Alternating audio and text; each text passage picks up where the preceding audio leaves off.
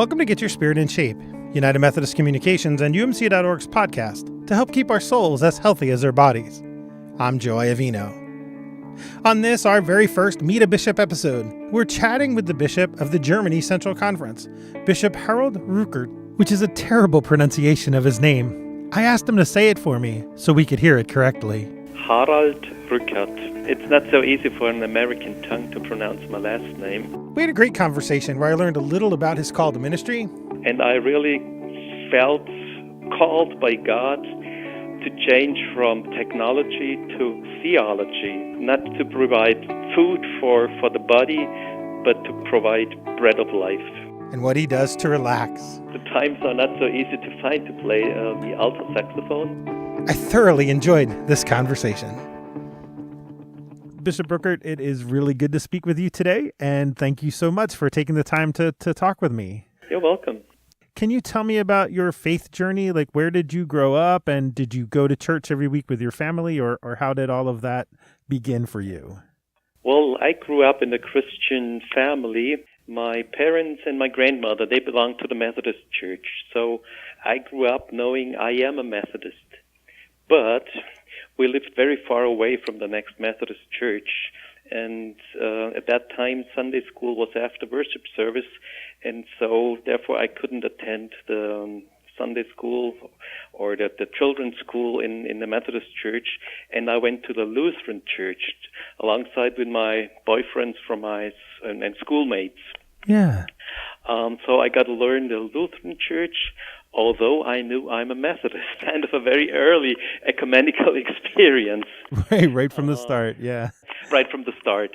And later I attended the YMCA, which is not a specific Methodist institution, but right. It's a Protestant institution as well. But nevertheless, I always considered myself to be a Methodist. I joined the Methodist Church at the time when I entered confirmation class. I was able to take the train to the church, and I got involved more and more and got to learn some of my fellow young people. And then I entered a youth group, and I felt home in my home church, United Methodist Church in Nuremberg, Bavaria. And that was the starting point for, living with a United Methodist Church in a very, very, very specific way. Were there people early on that were important to you as you were growing up in the faith? Yes. It may sound funny, but a very important person was my grandmother. Yeah. She was a very, I don't know the English expression, very simple person. She was not very well educated. She had a very hard life to deal with, but she was very pious. And her faith was very simple. She always taught me, pray to God and work hard and have trust in God. And that was the way she mastered her life, and that influenced me a lot. She was a very happy person, very confident, although she had a very hard life to sustain. And this made a very great impact on my life. Yeah. And the second part were some people, not from the Methodist Church, but from outside, parents of some of my schoolmates. Mm-hmm. They belonged to a little, very pious group, and we started a circle with students at school to read the Bible, and they supported us. And later, when I entered my church in the youth club, it was the leader of the youth group. And we had a very good pastor in the United Methodist Church later when I was a youngster. And all those people, alongside with my parents, they told me how to believe, and they formed my faith. Wow. So then you went to university, and I saw in your bio that you studied food technology, and I have to confess, I have no idea what that is. So what's food technology? What were you studying at university? Well, it's kind of an engineer profession. Okay.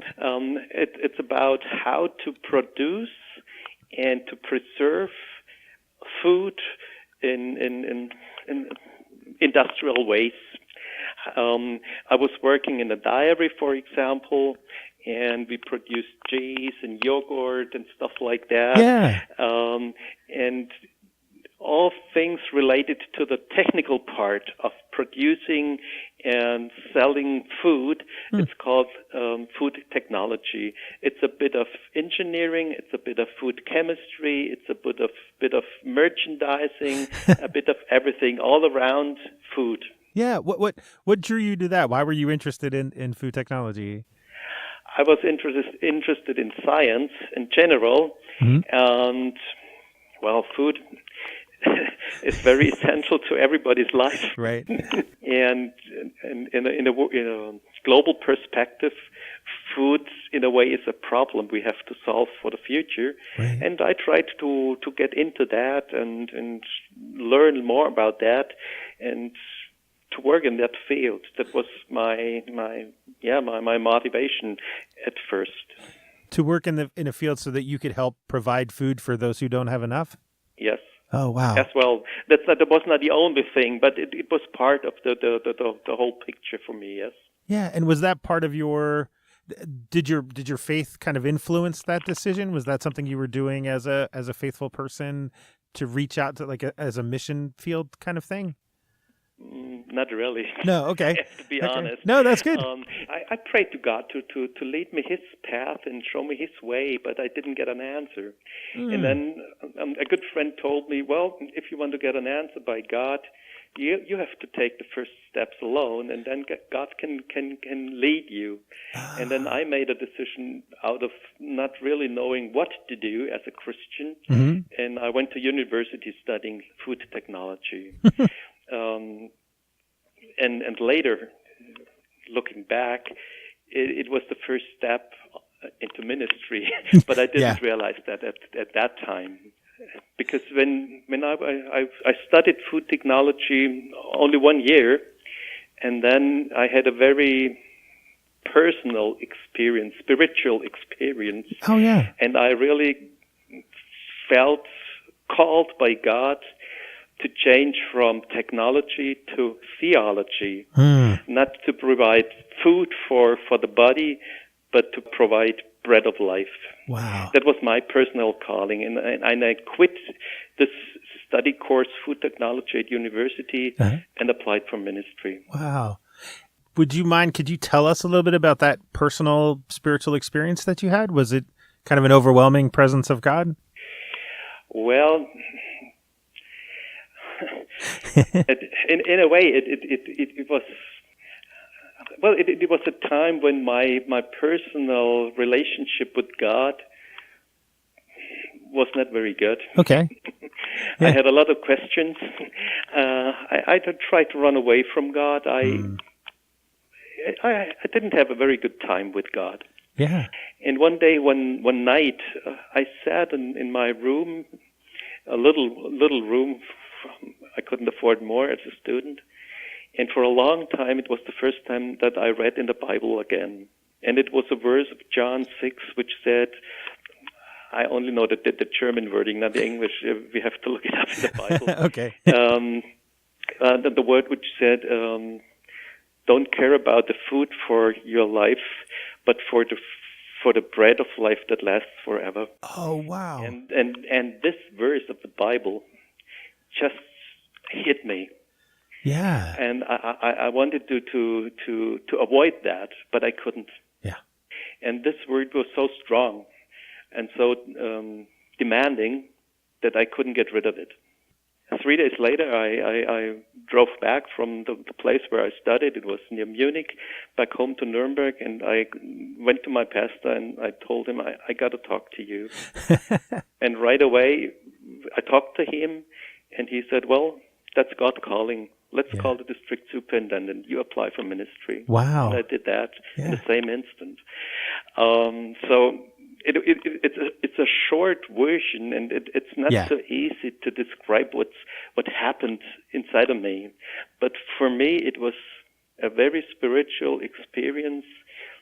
Someone else might not understand that. It might sound a little bit crazy, or it's very personal. So I don't tell this story very often, but that was my calling, and it still lasts up to today. Yeah. That's my calling from God. Yeah, those experiences that we have with God are sometimes hard to describe because, they're it's so internal. But that must have felt like that verse was written directly to you. You know? Right. What a powerful moment that must have been. So, and now you're a bishop in the United Methodist Church after years of ministry. Can I ask, like, what's the best thing we might not think of about being a bishop? Like, what's great about it? What's fun about it? Well, first of all, it's really a huge task. Yes. It's a lot of responsibility. It's a lot of work. But you are right. To this part of ministry, there's a lot of good things.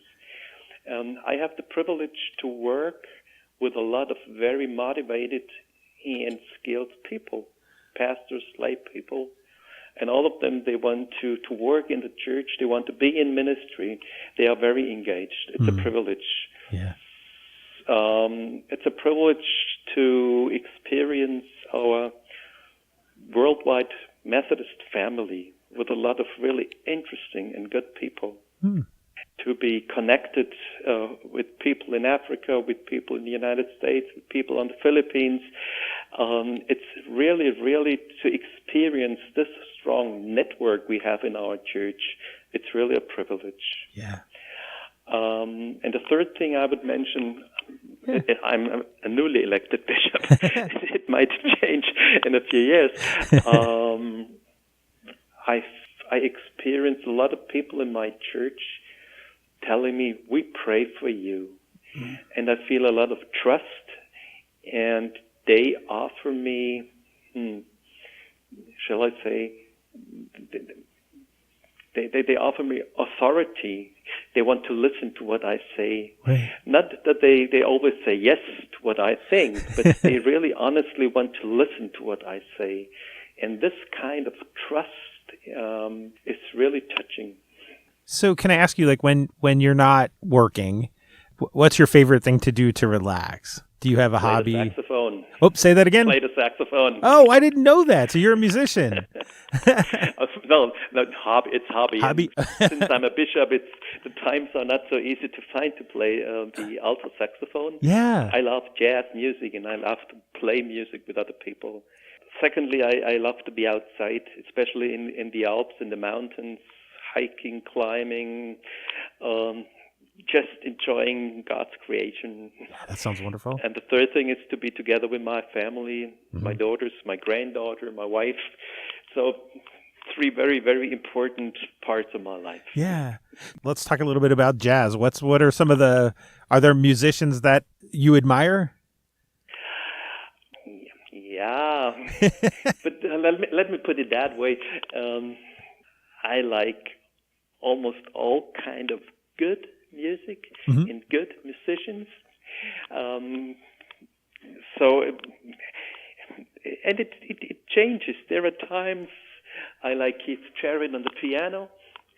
There are times I listen to Jethro Tull, which is not jazz but rock music. Yeah. and times I listen to Johann Sebastian Bach.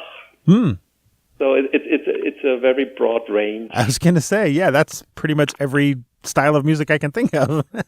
Yes. And there's something about playing with other people. Did you do that, and do you get to do that anymore? I did it in my local church where I was pastor. Oh yeah. And I played at church with some people, and I had a little trio, 3 people. Yes. And we played on a regular basis with each other.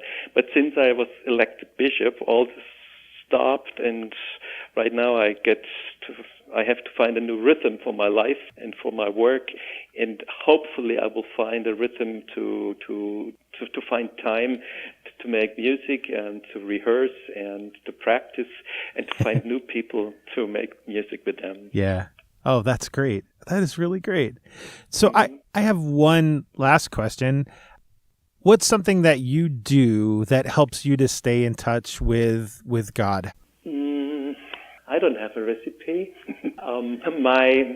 What I experience It's not so easy to describe it in a foreign language. Oh, yeah.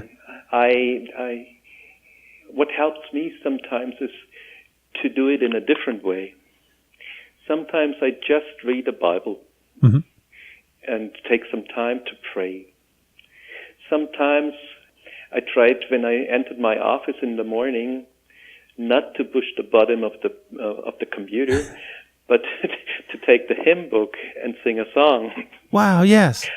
Sometimes I read devotional literature, not in German, but in English or in Italian language, which is a very specific experience if you try to get spiritual impulses alongside with rehearsing a foreign language.